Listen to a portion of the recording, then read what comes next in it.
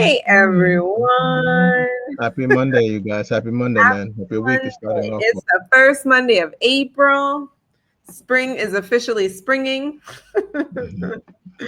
We're excited to have you here, everyone. My name is Janelle Villiers. That over there is Winston Broderick, and we are your hosts of the Monday Rundown found on SayThat channel. Now, most of you are thinking Mondays are really like a motivational Monday, and some of you it's like, oh no, it's a mindful Monday. But we love the Monday Rundowns because we get to talk about all the things we don't normally get to talk about on our Wednesday shows. So Wednesdays are earmarked for business and entrepreneurship, but we get to talk about all the other things on Mondays. You guys have been bringing great topics to us. Please keep bringing those in, because what we do is we discuss, we share what we think our views on, and then we go and look to other content creators, other thought leaders on the topic. So that way we can all learn and grow together. Absolutely, guys. A lot of fun each week. And remember, if you've not done so already, please like the video, subscribe to our channel if you've not done so, and share the videos, guys, so that we can get this amazing content out to other people. All right, let's dive into today's topic. Can one question make you go viral? Oh, for sure. Oh, wow. Yeah. One question, one topic, one story. Yeah. I think there are certain questions that a lot of us have. And if you have the answer to said question, then I think a lot of people will end up looking at your content for that matter. Most of you who know me from like everything else, you know that I am a book writing coach. Winston and I are the co-founders of a publishing company.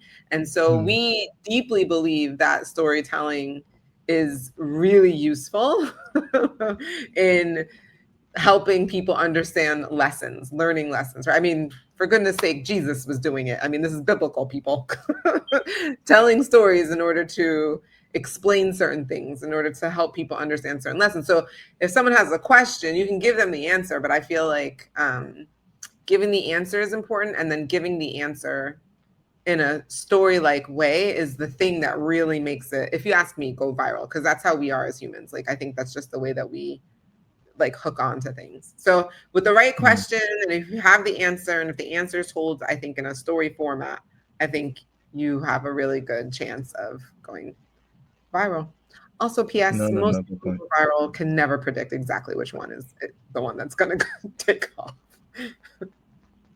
No, really good point. The question makes me even think in even like a broader sense.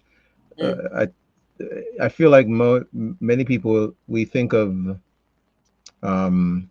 just viral meaning a lot of people know your name or your product worldwide in a sense.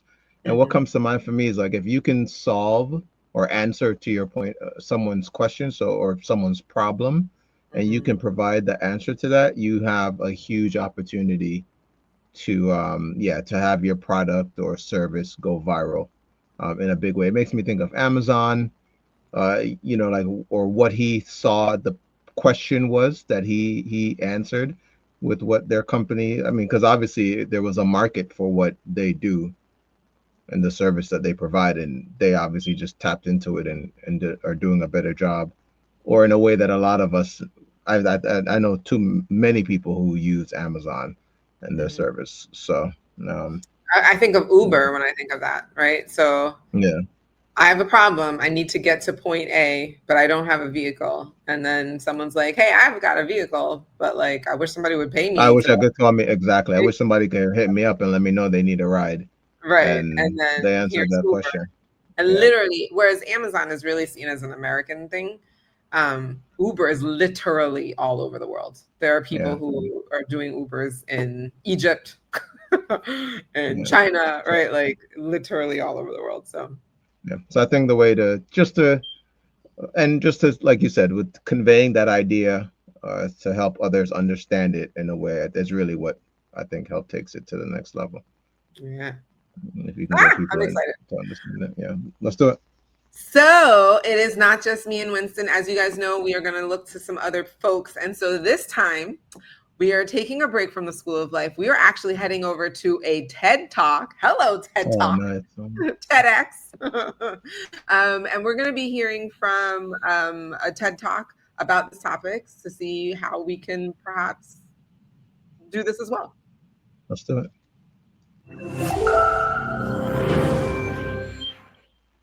Have you ever wondered how much ice cream you can get for $1? Or what's the cheapest thing at an airport? Or if it's faster to go inside or a drive-through? Probably not. But somehow answering these weird questions and sharing those experiences have become my life's work. Now, even though I only have 5 minutes to share my viral storytelling framework, great stories should be told in less than 60 seconds. And it's not just about becoming a viral social media star. It's about making your conversations better, whether you're with friends, family, or trying to convince your boss for a raise. So here's how to make every second count. Many great stories start with a question because it'll make people stick until the end to find out the answer. And remember, you want to get your audience's attention immediately, so you want to start by asking something shocking. And one of the things I've always wondered was if fast food was really as fast as they say. So I answered just this in a video and got over 45 million views. Let's check out how I hooked my viewers. Burger? Yeah, can you put cheese, lettuce, and tomatoes? It's not hot enough. That thing really wasn't hot enough. But as you can see, I took this question very seriously. And after you've hooked your audience, you want to take them on a journey building up to your answer where you want there to feel constant progression. So we're moving closer and closer to our answer. So we feel like we can't stop listening. And in my case, I did just this by saying that I'll be adding tomatoes, lettuce, and cheese to the burger. So now we know how close I am to finishing the competition, thus the video. But if everything is smooth sailing, then nobody cares, which is why we need to add conflict before getting to our answer. So here's how I did that. Yes, please. And cheese. There's smoke in here. Wait, this thing is still raw. Good thing there's a line. Oh my goodness, what's happening? What are you doing back there? You're gonna burn that car. Okay, I'm gonna cut the tomatoes while this cooks. I hope I don't have to eat that. Oh no, that tomato looks weird. Tell him to slow down. You know this for one subscriber, you're gonna make a mess in the car. I'm gonna put the ketchup on the buns. As you saw, without conflict, the audience just isn't as invested, which is why I used my mom as the B plot. So you're now not only invested in the competition, but also curious to see what's going to happen between my mom and I. And after enough buildup, we finally need our answers. Will I cook the burger faster? Will I accidentally set my mom's car on fire? The key here is to build tension by making the answer feel uncertain to make a satisfying ending. Here's how I did just that. We're one person away. We just need the burger to cook. Faster, faster. We're moving. No, my burger is not done yet. Oh, you're driving too crazy. It needs to cook faster. Cook faster. We're next. We're pulling up to the window. And, oh my goodness. We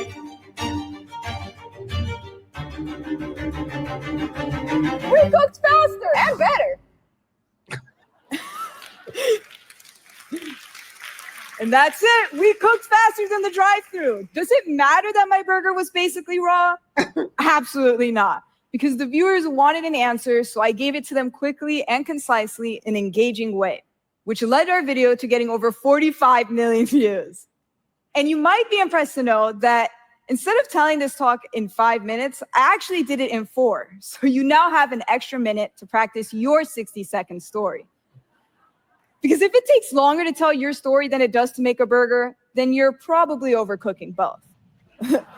Thank you.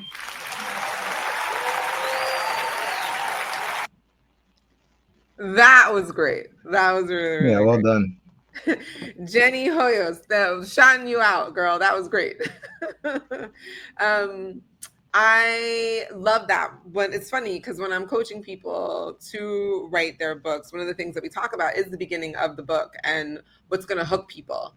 And it's usually a question, like people need to be set on a certain quest. It's a problem that needs to be solved. It's something.